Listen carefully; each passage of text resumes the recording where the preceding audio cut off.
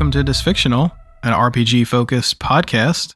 I'm Tukey, former academic gone ranger, sort of, for the moment. I don't know. I almost already died in our new campaign, so who knows? I'm Rainy, the random generator, and I cast Action Surge. What? Good job, Ginger. And who are you? Thanks. I'm Ginger. I'm a professional film industry victim. And I didn't know Action Surge was a spell. I got really confused. I'm glad you point that out, because it's not. I was so confused. Did they change it? Is it a spell now? No. Tell me all your secrets. I just wanted to cast Action Surge to confuse you and everyone else involved. Wait. Were you actually casting confusion again? Who are you? Oh, no. You gotta stop this, man. Here we go. We don't get paid enough. Or at all. Or were you just starting up the conversation around all the new actions and the clarifications of actions in D&D 2024? There's new actions? There are. No, he was just trying to confuse us. I mean, yeah, it's possible, but I'm going to use it as a segue. So, yeah, we got a few new actions. Segways look so fun. We got a few new actions. I'd love to write a segue. We got a few new actions. Third time's a charm. Influence. Yep, first try. Influence, study, and magic are three kind of new actions here we're going to talk about first. The very first one I was hoping to get into is influence, mostly because it's kind of interesting, and I think we'll have some discussion here around it. Influence essentially allows you to alter a creature's attitude towards you. So with the influence action, you urge a monster to do something. You can describe or roleplay how you're communicating with the monster. Perhaps you're trying to deceive it, intimidate it, amuse it, or gently persuade it. The DM will basically determine how the monster is feeling, whether they're willing, unwilling, or hesitant, and that will determine the check that is used. But before we go even more into it, what are your guys' thoughts on this one? In general, I am happy that most of the skills that are intelligence or socials have got their own actions. That way there's a little more clarity, and you could just say, hey, use an influence action rather than, trying to do some other specification. You could just say, hey, I want to do an influence action and stuff. What I'm really happy with influence is that it has a willing, unwilling, and hesitant to it. That way, I could just say they're unwilling. So instead of having this gray area or having them roll it regardless of whether it's going to work or not, they would know if something's extremely hostile, some demon who's just mawing faces and then comes after you, you're probably not going to be able to persuade it to stop. Unless you seduce it real good. I guess. Yeah. Well, but now that would be an influence check, right? Yeah. I mean, you could do a performance, yeah. If you wanted to roll to seduce the dragon or whatever, that would be an influence action. They have also clarified that nat 20s aren't automatically successes for skill checks, which makes sense if they're, again, unwilling. That I have mixed feelings about, just because there are so few opportunities already where you can benefit from a nat 20. It's oh man. But I get it, because you still have bonuses to those rolls. So it's what's the bonus for if it's automatic? It does make sense in that regard. Not only that, but there's impossible stunts that nat 20 allows that to happen, which is really weird. I want to scale a 100-foot wall that has no footing, and I nat 20 that acrobatics or athletics, and it's but that your jump is 10 feet. That's not possible. But sure, you rolled the dice, and now we get to it. That's still gonna be something that homebrewed a little bit and allowed. But then if you are gonna allow it, maybe you balance it by forcing crit fails to do something else. So if you crit fail on ability check, something else bad happens. But yeah, a little bit of a aside there, I guess. Fair. I also like that it has the additive of animal handling, which, it sucks that all of them are charisma and then you got the wisdom of animal handling, though it does make sense here because you're trying to influence an animal. Again, just the idea that most creatures that could be on like say like the hesitant or the willingness, check may be necessary. You could just try to fulfill the request in some way. But the hesitant is really where it shines for this influence and where you can figure out, say, like certain DC equals. And I think that kind of translated a little bit in a lot of other mechanics that they actually give example DCs, which has been nice because you don't really know what it would take. And a DM may not either. And so it's nice to be able to look at influence, go, oh, it might be like 15 on the monster intelligence score or whichever is higher or something like that. So it's like, hey, great, cool. Thanks, book. I was thinking that too, that this is really a benefit majorly for the DM, because a lot of times these scenarios, when they come up, are players who are in initiative, right? And they go, can I talk to him? Or can I do this? Or can I do that? And then, okay, well, that didn't work. I'll use my action. How long did it take? Because talking was like a free action, but then a lot of the people would use the talking to do something like this, or at least attempt to. And sometimes a DM would have to be like, that took up X amount of time. It's a lot of things you have to make up on the fly as the DM to react to like what the player's trying to do. And now there's structure for that, which is nice. And like you said, to put the different levels of difficulty makes it easier because you don't have to be like, oh, okay, this is a CR, whatever, NPC. How hard would it be to persuade somebody, especially on someone you don't necessarily have stats for, or someone random, or someone who's about to get murder hoboed, So it's nice to have a little bit extra rules to fall back on in those instances. Yeah, and while it's broad, I do like that they provide 3 categories. You don't really need more. Yeah, you could space it out and specify it even more. But the 3 broad is nice because then you could just say willing, unwilling, and hesitant. Really easy laid out. And generally, whether they would be or not, even if it's in the moment, you didn't think about it, but they brought it up.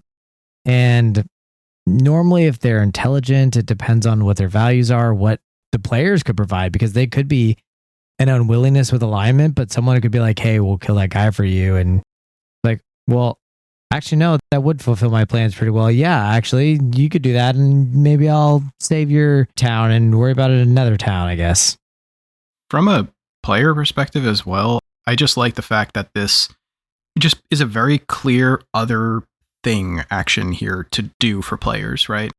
Maybe even more so for beginners or people getting into D&D. It's just very clearly spelled out as an action they can do.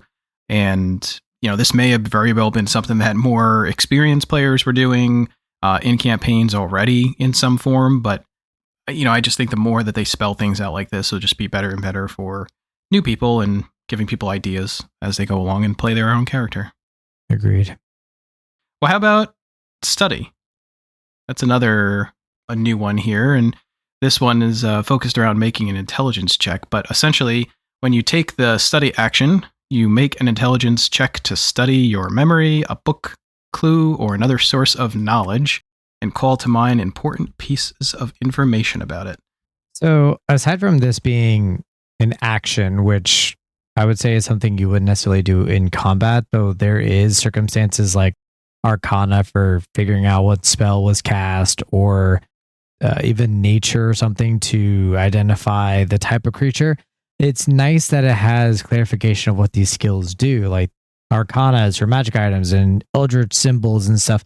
That again is great for the players and great for the DM, that they could both figure out which skill would apply for this.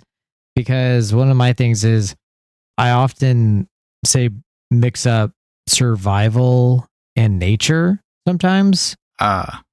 There often could be similar, but with the study and the clarifications, I would now better have an understanding of what I would use these skills for the players to roll. And they would also know more so what those skills are used for. And when they're deciding what proficiencies they want, now they have a better understanding of what those proficiencies imply.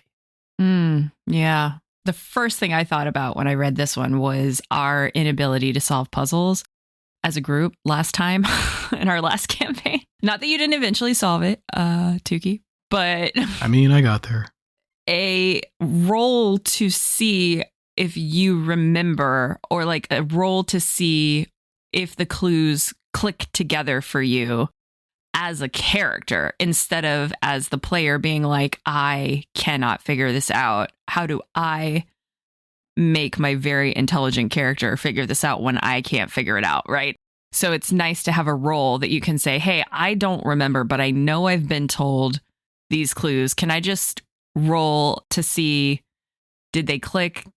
Does my character suddenly have a light bulb moment? And then the DM can use that as a reason to clarify information for you, or clarify a clue, or give you a piece of a puzzle that they've been wanting to give you, but you just haven't asked the right questions or something. So the investigation and like history aspects of this seem like they could be really useful for players who aren't as smart as their fictional counterparts. The fact that, like Randy, you mentioned, it's not necessarily something you just have to do in combat. You can do this out of combat. And I actually kind of like that scenario of using it because it can almost help keep like an order to things. Now, if you say you're out of a combat and you're walking to a room, if you wanted to, you could even have sort of a initiative for how everyone walks into the room, and then people are doing their actions in order based on that. True. Like study that they could essentially do in combination with each other. It's just a nice clarification and a nice little extra piece. The one thing that I kind of wish it could expand upon is giving, I mean, it's hard to do, but say like you're like studying a book, it wouldn't take 6 seconds. Mm-hmm. And it would be nice to have maybe a guideline for that, which could be in the Dungeon Master's manual. That actually makes more sense to be there rather than Player's Handbook. They just know that it would take the study action, and then the Dungeon Master would imply like, okay, it'll take you a couple hours of using the study action, which then again makes sense because now you know your actions for the next hour or two are tied up with studying. I also do like that because they added some clarifications.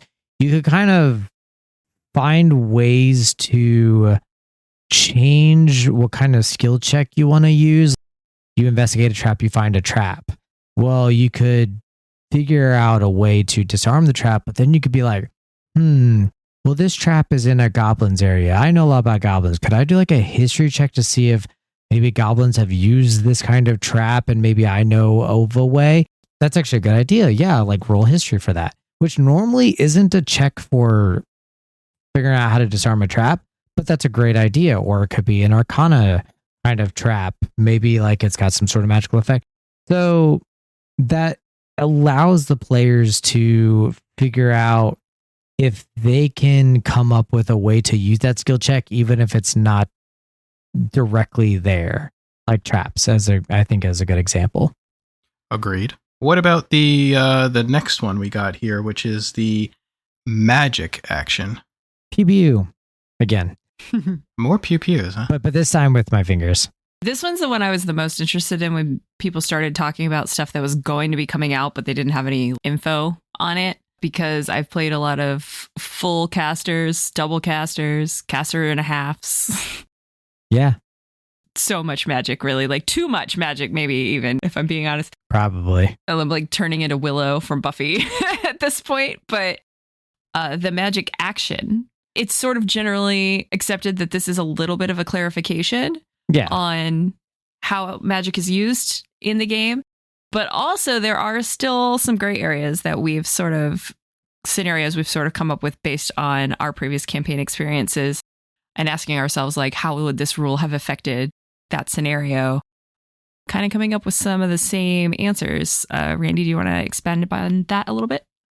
So one of the things with magic actions that I was mulling over is the fact that bonus actions aren't in there. And yeah, spells are in there. So something like Misty Step qualifies.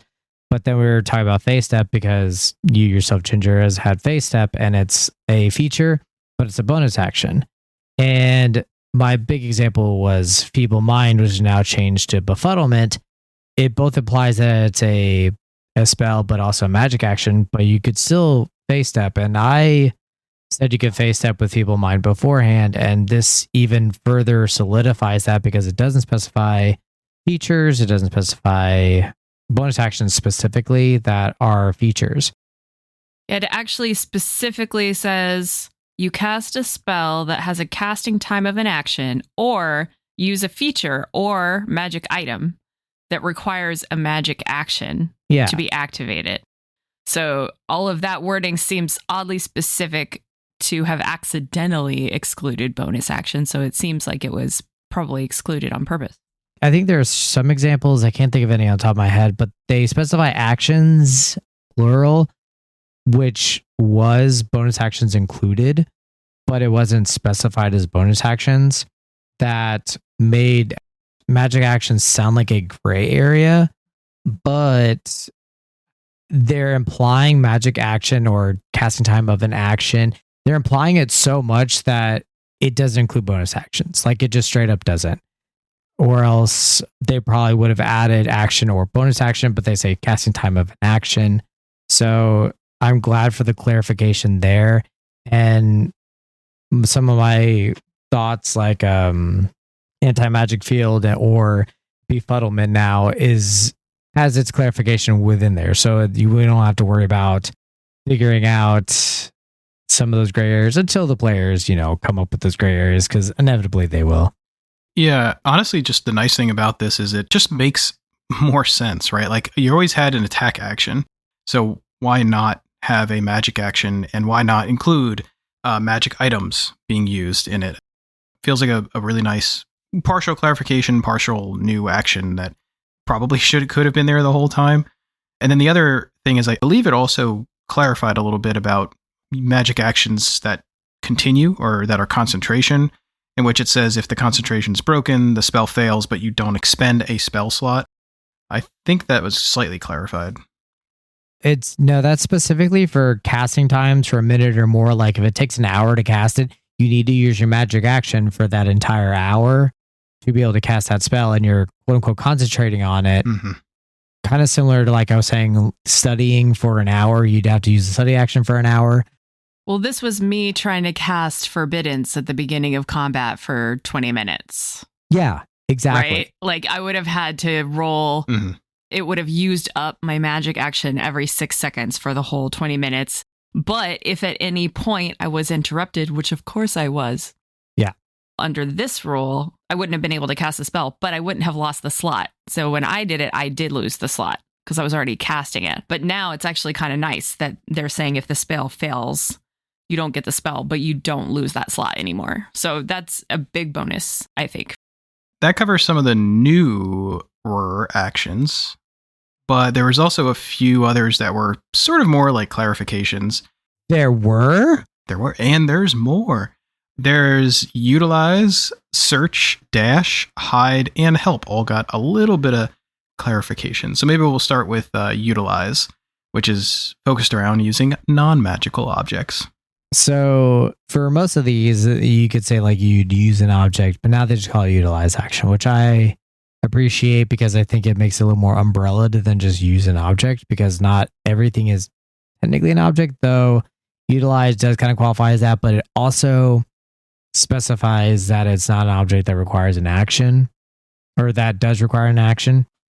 Overall, I think it's just a reflavoring of the name. It hasn't changed that much. It does add a little specification that drawing your sword is part of an action. You could still use an object that requires an action for its use. So, Yeah, nice little clarification.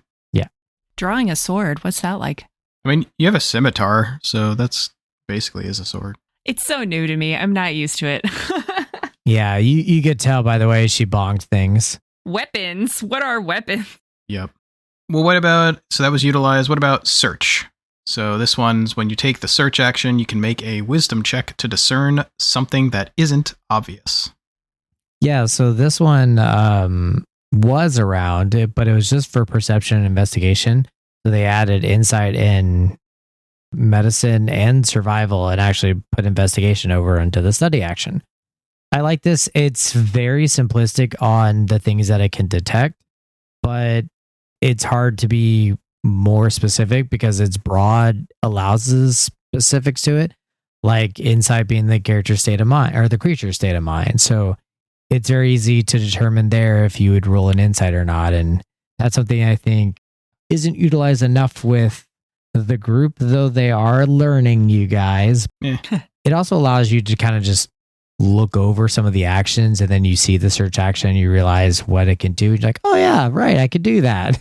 So that helps. I really like that they added medicine to it. I think that's really smart because there's a lot of instances where someone who may be sick or injured is either incapacitated.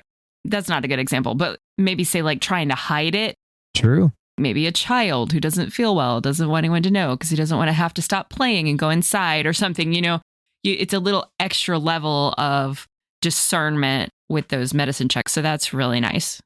That's a good example where you could do both. You could do insight to see if they're like lying to you or something, or you can use medicine to see if they appear sick. So I think that applies great for both of them, and people who are proficient in one or the other may actually choose one or the other. I do like that, similar to study and influence, that since they applied medicine and survival in here, it has an official action now rather than just there are certain actions you can take and then there are these other skills you can use, but you don't know. Yeah, they could be actions, but you don't know how they would necessarily apply. Well, and maybe that child you're using for the example tries to dash away from you as you were trying to search for what ailment they have. You get back here. Oh, he got away. I'm not fast enough. Yeah. Well, but they specified now that it's when you take the dash action, you gain extra movement for your current turn, and the increase is equal to your speed after applying any modifiers. That's a nice little addition there. Oh, interesting. So one of the clarifications is with the actions previously, it was plus any modifiers, which implies that it was, you plus a negative and it's actually a negative, but some people don't think like that. They think plus and they think only bonuses, like extras.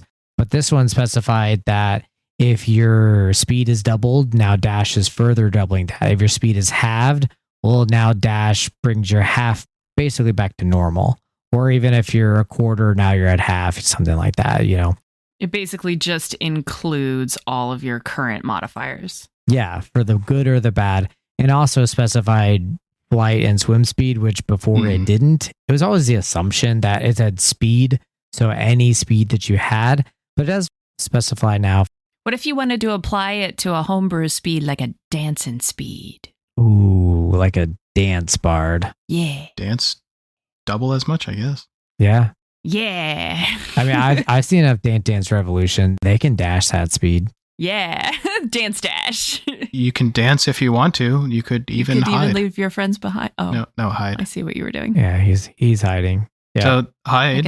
I get excited. Well, while he's gone, we could talk about how cool Safety Dance is, because that's like one of my favorite songs. I thought we were talking about hiding. Oh, God, Oh, Tukey. Cool. I was here the whole time. Oh, cool, man. Wow, you were like invisible or something for a moment. Which is the clarified and new addition to the hide action. Yeah. Because now, on a success, if you are heavily obscured or behind 3/4 cover or total cover, on a success, you gain the invisible condition. I do like this because they did change invisible as well, mostly of a clarity. But it makes sense because if you're hiding from someone and they can't see you, you are effectively invisible. It's not literally that you are like translucent. I think that's a misinterpretation of invisibility that people don't quite understand, because yes, there is that version, but then there's also where you can't see them. They're effectively not there. If you don't know that they're there, they're invisible. I mean, it's right there in what ends it, right? It says the condition ends immediately after any of the following occurs. You make a sound louder than a whisper. An enemy finds you. You make an attack roll, cast a spell, blah, blah, blah. So if an enemy came around the corner and can find you, you're not literally invisible. Yeah, exactly. Actual invisibility doesn't end just when someone looks directly at you, so. And I appreciate the clarity because hide just becomes like hidden, unseen, and unheard. And that's just what it means. But what is that level? And now they go, like you said, louder than a whisper. Great, cool. So I know that if they're just normally talking, or if they cast a spell, because if you cast a spell with a verbal component, it's always going to be louder than a whisper. You have to do it with a command. That's kind of the specification with a spell. So if you cast a spell while you're hiding, then you're no longer hiding. That's just how that works. unless you use subtle spell or other effects that stop verbal components or not using verbal components. I was going to actually ask you that. That's an interesting differentiation between the two of them, right? Because if you cast a spell with subtle spell while you're hiding, it probably wouldn't end the condition. But if you cast any spell at all while you're invisible, even if it's not out loud, it does end invisibility. Maybe you need some help. From our sponsor. No. Wait. I have a question. Oh. We don't have sponsors. I know. It felt like a good segue right there. Go on. What was your question? How does this interact, do you think, with feats that give you the ability to ignore up to 3/4 cover? Depends on what kind of feat you mean. Like Spell Sniper. So like Spell Sniper just ignores you hitting something like in 3/4 cover. If you use the hide action while you're behind it, like you're still kind of hidden until someone can see you. If you still can't target them to do that. People can be undercover and still not be hidden. They're just using the cover to gain an extra AC because you can gain extra AC while you're undercover. That's what that's ignoring for Spell Sniper, not that you can see them. Gotcha.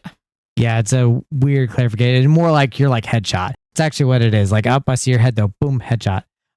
Without the crit, unfortunately. Right. However, Tukey has a unique thing that allows him to hide under less cover, and it made it sound more complicated than what it was because he still needs cover. It's just he doesn't need 3/4 cover. He just needs like half cover or something. I think it was just dimly lit areas.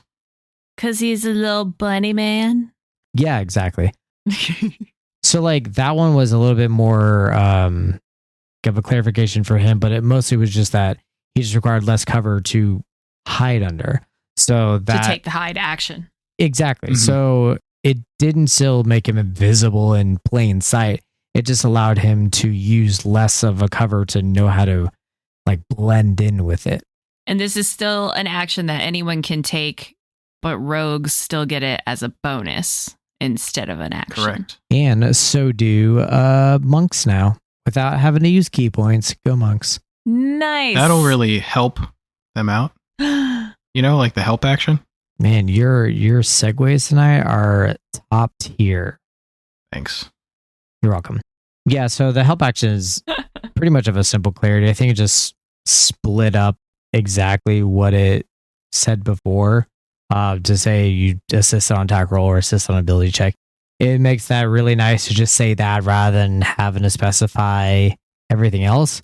I do like that it specifies how you can assist in some of them, like you verbally or physically make them make an ability check, or is near enough for you to assist verbally or physically, which is great because I think the help action was always this weird, like, how do you help? And they didn't understand that they needed to be close or they needed to do something to help, not just use the help action.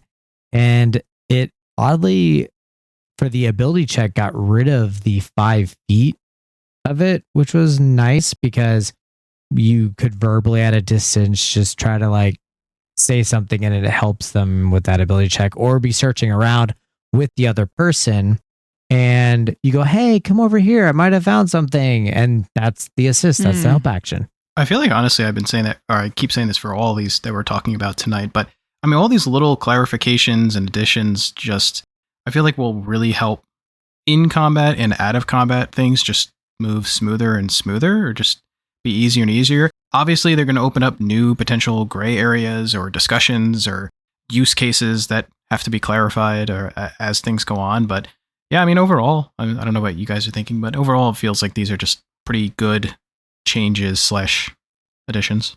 I'm not mad at them. Well, that's good.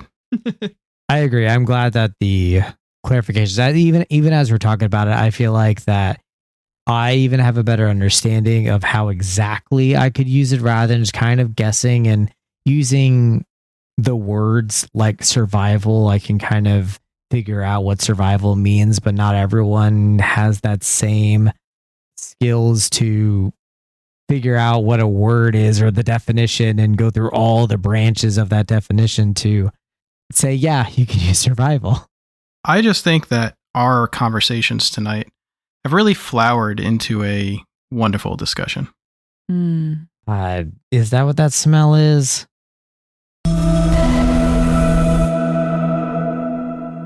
Hello, friends. This is Dissectional, the segment where we answer questions about imaginary monsters that no one asked us.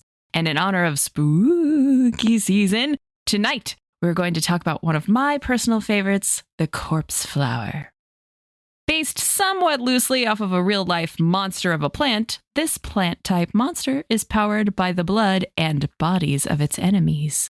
It doesn't get any spookier than that. Still, I kind of want one. Audrey 3? Anyone? Anyone else? Maybe. Yeah, not really. It's very smelly. Yeah, well, that's because that's how they survive. Really? Yeah. They basically surround themselves with the smell of death, which Gross. also does a lot of damage to unsuspecting adventurers around them. This one I actually think is pretty cool. They tend to have a symbiotic relation with bugs and even shambling mounds that sort of gather around them because they get some protection from the flower itself. They also get food like that is in the same area and dying to the flower. And then the flower gets some benefits because it helps break down the whatever the flower's trying to eat, those other bugs and shambling mounds. And they even will provide some defense for the corpse flower because obviously they are getting protection too. So it's a nice little symbiotic, awful smelling relation there. Aw. Yeah, it's very gross. But another way that the corpse flower survives is they can climb, which I know this is a really minor detail, but it's kind of horrifying to think that the massive corpse flower thing that's filled with bodies can also climb. Think about that one. So scary. Not only can they climb, but they have spider climb, so they can actually be hung upside down on ceilings. It's honestly terrifying. Yeah, that is exactly how I used it. Did you use it as like an upside down sort of Mario flytrap plant? Like it could snap down and snatch people up? So I actually had a druid who was experimenting with poisons, and he used corpse flower to dispose of the bodies. And it was planted on the ceiling of his underground sewer in a central walkway, and it would attack intruders. And he would just, because he was a druid, he would just kind of shape around it or had other alternative routes that he could take. Had the players found this, but they didn't. There were tiny passageways where like a rat could go through, for example, to get around and other obstacles. What's also great about this thing is it's a great ambusher because while it does start off with one creature, it just throws up some zombies. And now you've got some zombies added to the fight. And you could specify sort of how many it's had, but I thought it was a cool feature. And it can have up to 9 at a time, like bodies inside of it at a time. And it can use them to regain hit points or to regurgitate a zombie, which is crazy. Over time, it could have so many zombies on the field. Yep. Being able to heal is actually pretty interesting because it really could be tactical. A flower could be basically storing up its bodies, using them as needed, but then use them, if it gets in danger, it could just heal itself right back up if it has enough of them. Yeah. The corpse flower was heavily inspired by and further exaggerated version of, the corpse flower. They're both extremely large and had a putrid smell, though in the D&D's case, the smell is likely due to the corpses it ingested. Ginger, I'm sure you want to talk a little more about the real corpse flower. I do. I love plants. I love carnivorous plants. And I actually have a collection of carnivorous plants out in my backyard. And they're so much fun. The corpse flower, what is commonly referred to as the corpse flower, is the Titan aurum, which is really interesting because it's in the same family as your common calla lily or a philodendron, things that people just keep in their house in little pots that are harmless, but it's just their big, big, big cousin. And they are from the very, very humid jungles of Sumatra. They're critically endangered and they do not bloom very often. And when they do bloom, it smells. It is the largest unsupported flower bloom of any plant in the world. The bloom itself can get to be almost 3 meters tall, which for us Americans is like about 9 feet. It's about the size of a corpse flower. Yeah, that the bloom of the real corpse flower, could, if it was a snapping thing like the Venus flytrap, could actually eat a human. But it is not a snapping thing. It just blooms and emits a really nasty smell. It is also colored on the inside to look like rotting meat. And the goal is to draw in carnivorous pollinators to come and pollinate it. Wait, so the real corpse flower doesn't have a multi-attacking tentacles that hit at a range of 10 feet? It does not. Or spew out zombies? No, it doesn't have zombies, but it does have extra security. Everywhere it blooms, the botanical gardens and museums that house them, so many people go to see the bloom happen that they have to hire extra security to protect the plant. So I guess in a way, in real life, we are the shambling mounds that protect the corpse flower from adventurers. Oh, that's deep. Yeah, if you think about it. I like the idea that the corpse flower, similarly to the real life one, uses, obviously instead of beetles, they use corpses and, creatures for flesh and protein to grow within itself.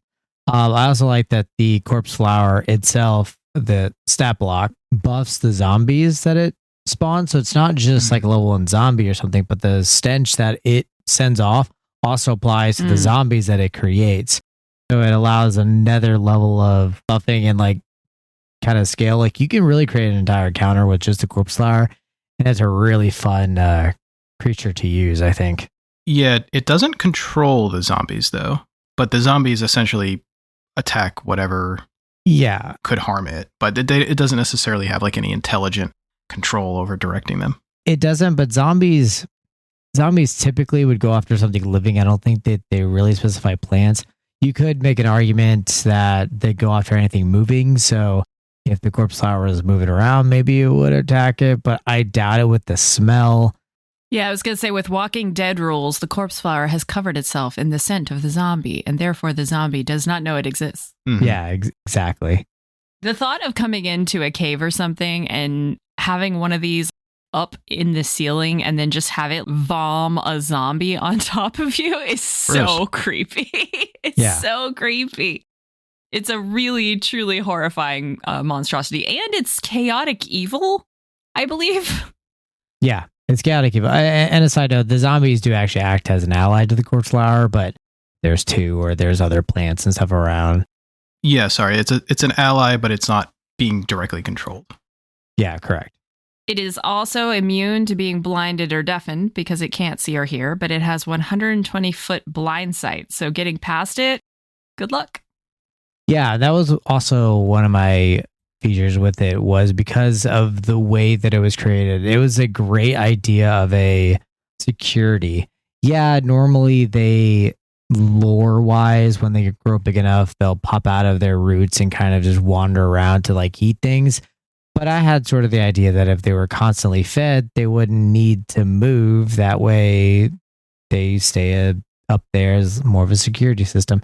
And eventually the druid that used it became a druid lich, so it wouldn't even attack it because it doesn't really attack other undead. Perfect. Right? Best Batcave ever. So how would you kill the players, Ginger?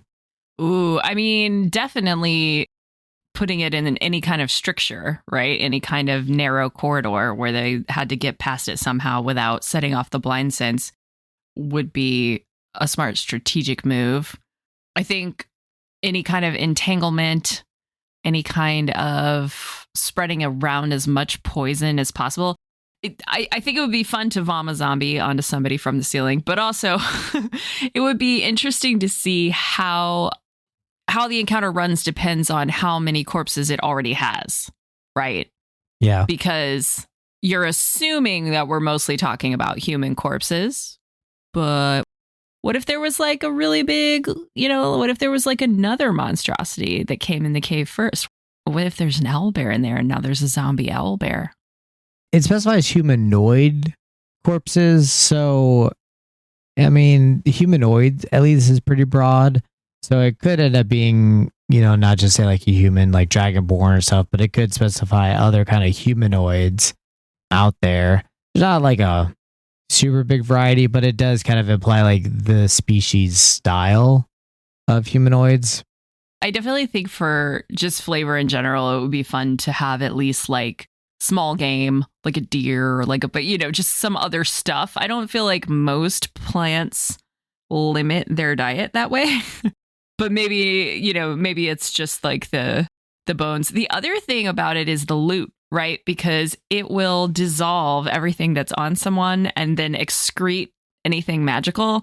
So theoretically, if you were in a corpse flower lair and it had been eating adventurers long enough, lots of loot. Once you killed it, there would just be piles of nothing but pure magic loot around because all of the mundane items would have been destroyed.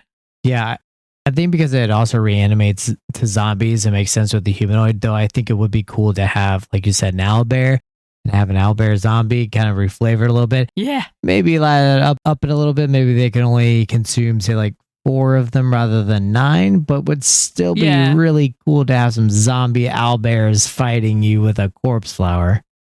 Even like a horse or like a deer with like a really big set of antlers or like, just anything really creepy that like came out of the forest and has been converted. Yeah. I think it needs to be killed with fire. All right. Or another one, if you had summon you could do, or image, anything. I'm not sure if certain images would actually even proc its senses, but if you could do some sort of summon or creation and send it in with like an explosive, that would be cool. Because then it would eat it. So you could send your familiar with a stick of dynamite. That's terrible. But yes. I mean, it is terrible, but And then it gets eaten, and then you just hear a poof. They come back. I think if I were to kill it, now this has always been on the assumptions that we know it's there, so we have something prepared for it, like we went in knowing, say like the mechanics of it. I think that's what was the implication for me with the gelatinous cube a few sessions ago. But for me, I think if I was going up against a corpse flower, I would actually fight it with other corpses. Like maybe I'm a necromancer and had other sort of mechanics to do that, because it may not start with, it actually may not even attack them until it's attacked. I'm assuming it would defend itself against other undead, but it wouldn't just outright attack it. So then you would have them attack, and a lot of the effects that the corpse flower does, they're immune to, like poisons and stuff. So then it would just be a battle of undead versus corpse flower. Well, maybe our next character will be a necromancer. Ooh. Maybe not. This is the Flash Round, where we take turns creating the bones of a character that anyone can use. If you play one, let us know who they become. Roll initiative. I have a 14. 18 for me. 7. All right. And the order is me, Randy, Ginger. In the middle. Balance has been restored. Why'd you say my name like that? Like you're from the South? Ginger. You didn't know. Actually, I don't know. I don't know what that was. No.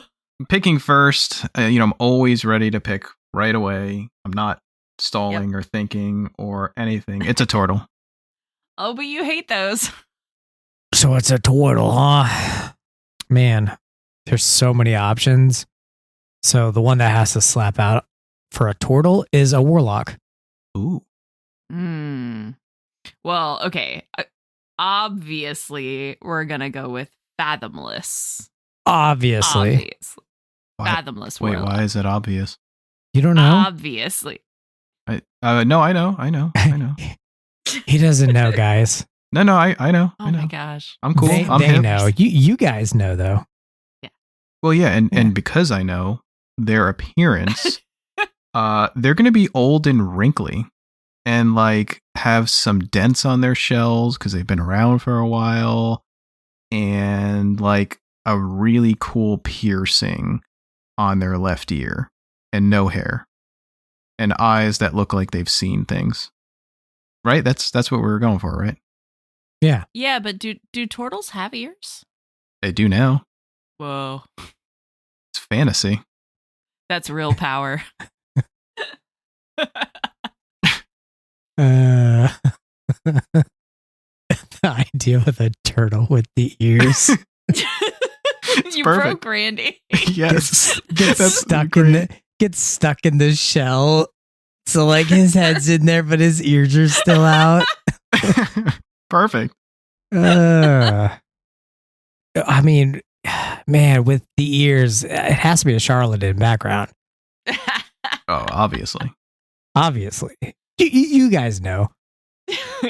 So his personality trait is going to be that he hears things in the next dimension over. What is he hearing? He thinks that he can hear like astral sounds. Ooh. Like, what kind of astral sounds? He thinks that he vibrates on the frequency of the ethereal plane. How does he vibrate? He With all that vibrating, his ideal is going to be music. It's all around us. It is. Maybe a little extra for him. Who knows? Oh, he has synesthesia. That's what it is. Neat. Yeah. What am I, Bond now? Yeah, I'm Bond. Okay, so for Bond, James. James, he's going to wish that his childhood sweetheart had come with him to pursue his destiny. Why didn't they? I don't Hmm. Okay, so for flaws, he's so like mystical. I think his flaw is going to be that he is not always present in the now. He kind of drifts mentally, and he sometimes can be distracted by things that other people can't see or hear, and know. Same. miss what's happening around him. But they have an item that's just this little, almost looks like a comb, but with all the teeth missing. And it's got a few strings kind of wrapped around it. And you can actually strum each one to make a little note. And he uses it to kind of help himself get focused or remember his good memories. Oh, it's like his token, his inception token. Yeah. It's how he stays grounded. And for his name, backstory with his name, people thought it was his name, so they called him by it, and he didn't remember, so he eventually just started going by the name Olke. Olke. Huh. Aw. It's a nice name. Okie cute. dokie. And now he's stuck with it until he forgets it again. Forgets what? Thanks for listening. If you enjoyed this session and want to hear more, you can find us on Twitter at DysfictionalPod for our latest updates and downloads. Original music for this podcast is provided by Joshua Silver, the artist known as Dimanon on Spotify. And I'm sorry, have you seen the parking situation out there? Make friends with a wizard, take teleport.